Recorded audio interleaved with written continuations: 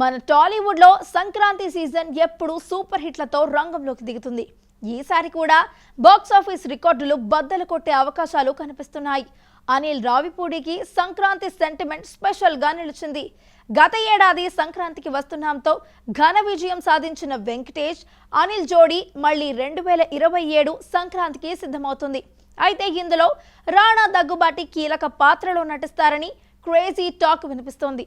దీంతో ఈ కాంబినేషన్ మళ్ళీ సంక్రాంతి రేస్ను షేక్ చేసే అవకాశం ఉంది. ఈ విషయం గురించి పూర్తి వివరాలేంటో చూద్దాం.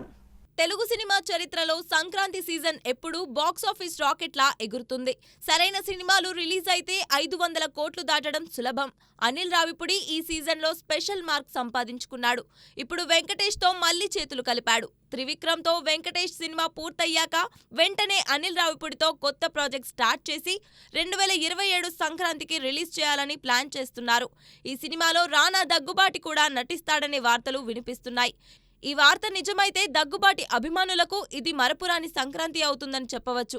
అనిల్ రావిపూడి ఫన్ ఎంటర్టైనర్లతో సంక్రాంతి సెంటిమెంట్ను మళ్లీ నిరూపిస్తాడని అంచనాలు వ్యక్తమవుతున్నాయి. ఈ కాంబినేషన్ బాక్సాఫీస్ పై భారీ దాడి చేసే అవకాశాలు బలంగా కనిపిస్తున్నాయి.